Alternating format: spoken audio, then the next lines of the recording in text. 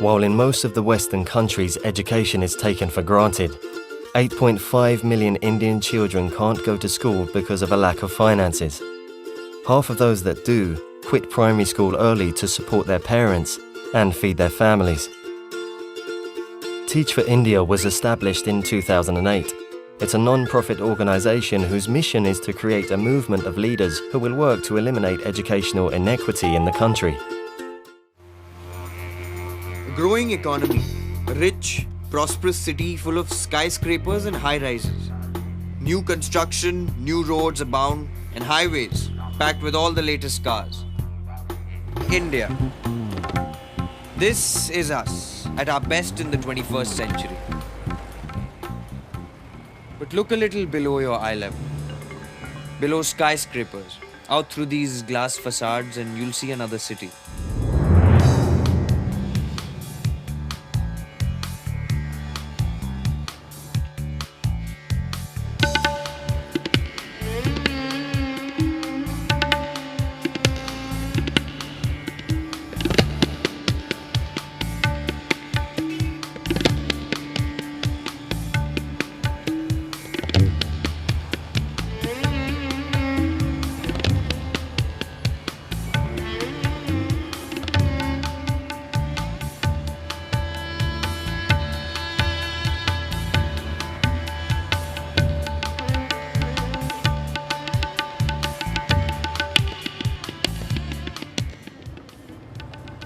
Today, every city in India is two cities, a prosperous one and its poor other half.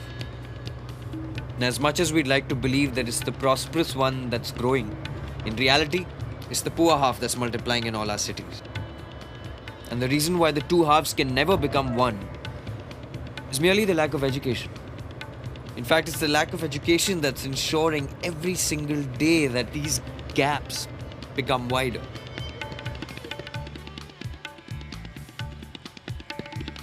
Despite our increasing prosperity, millions of people in our country remain marginalized, with no access to newfound opportunity within the country.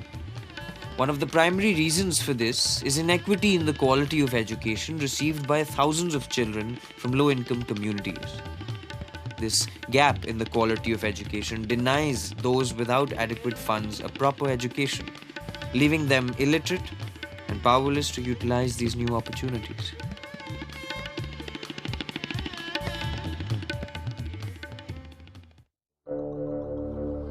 The state of India's education is sobering. According to India's 2001 census, only 60% of our population is literate, with 9.6 million children having never entered a classroom. Out of 100 children born every day, 15 will never attend school. Of those who attend school, 50% will drop out before class 5, and of those who stay on in school, only 10% complete class 10. 40% of India's children cannot write their names, and 40 out of every 100 children cannot count to 10. The main reason for this state of educational inequity in our country is the shortage of quality teachers. Another reason is the system of rote learning most schools adopt that just stops critical thinking among many other important skills that a student needs to learn in a classroom.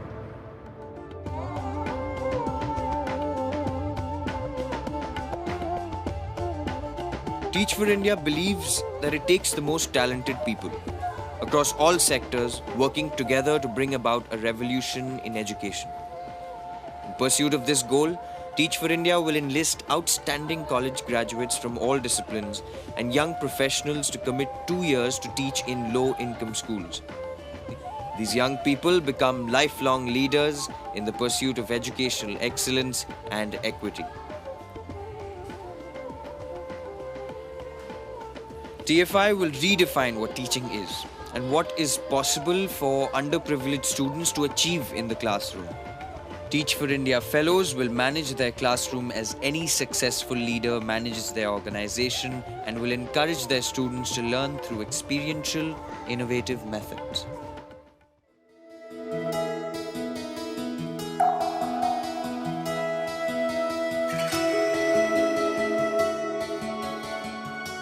Our vision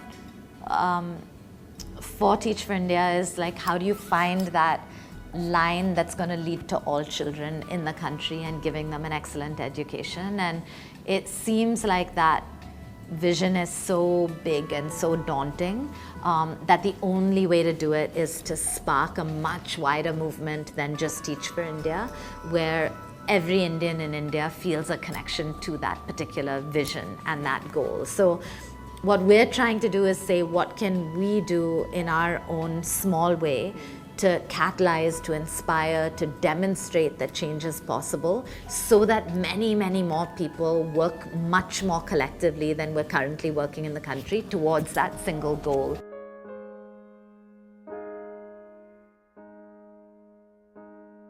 बड़े होके हम कुछ भी बन सकते हैं. When I get up, I think to go to school, have fun and learn new things, so I get good job. I like to go to school because we learn English, math and science, poems and stories, Akbar and Birbal. I can make new friends, new languages and other things. If I do not study, I will not get a good job. हमें अच्छी job नहीं मिलेगी, नौकरी नहीं मिलेगी. We will sleep on the road.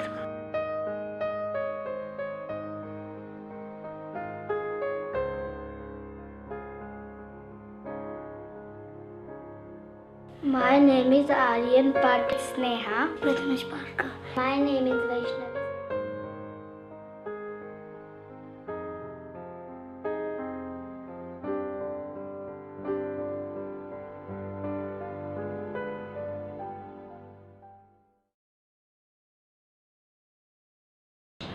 We were teaching at summer school then, and it was very apparent that they were far behind where they were supposed to be.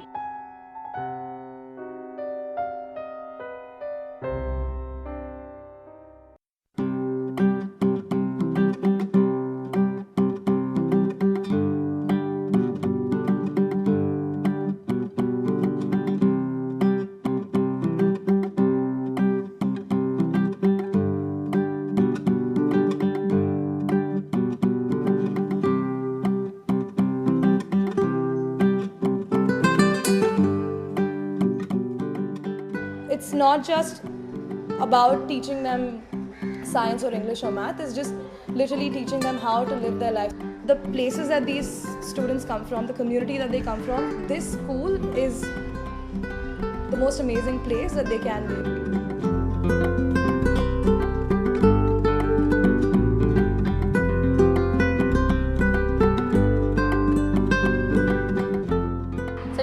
Believes in one day all children will attain an excellent education.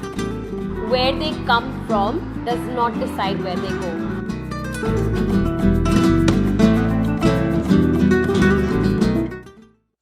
I was first exposed to the Teach for India movement about 12 months ago, and what amazed me was the fact that this could be a real game-changing initiative for India.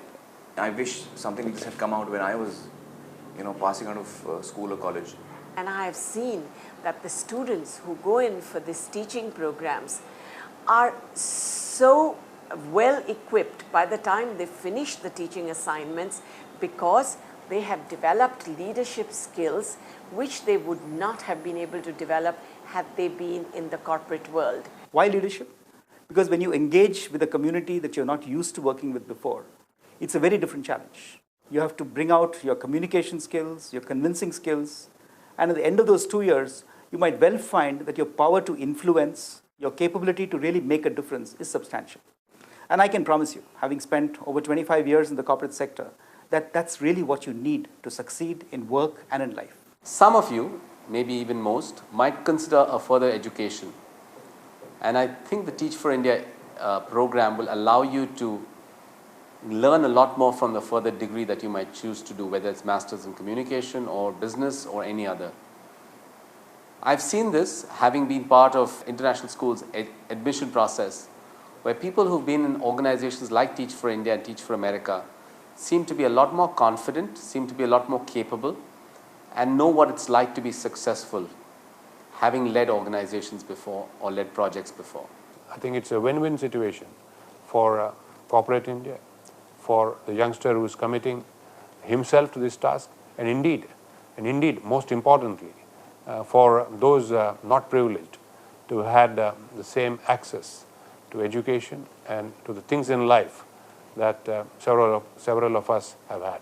So I think to be able to give 2 years of your life after your college or your school or whatever you're doing is not giving, it's absolutely gaining from that experience. I think whatever you do after that, whether you become a corporate head or you go and teach somewhere else or you never do anything connected to what you did in those 2 years, it would never be a waste. Young people can particularly make a difference because the world belongs to the young people, and by teaching in Teach for India, they are going to create the world in which they are going to live in the future. When you finish your Teach for India stint, you are ready for employment anywhere. You're ready to make a difference, whether it's in public life, it's in the corporate sector, in the social sector, or really anything you choose to do. So I would strongly urge you, consider Teach for India, consider making a difference to yourself and to society. Whatever we might say, however we might define success, I think all of us somewhere have that deep longing and deep desire to do something different, to be someone who is probably looked upon as with admiration, and I think all of us will gain that little respect, that little credibility for ourselves and for others. I don't think it's easy. I think that you need to have a lot of perseverance. It's going to be tough. I think you need to have a lot of grit, a lot of commitment. And certainly you have to be someone who is capable of doing this. I think Teach for India is looking for the best among the best. Children are not only the key to our future, they hold up a mirror to what the future beholds for our country. The way we shape them is the way our country will be for generations to come.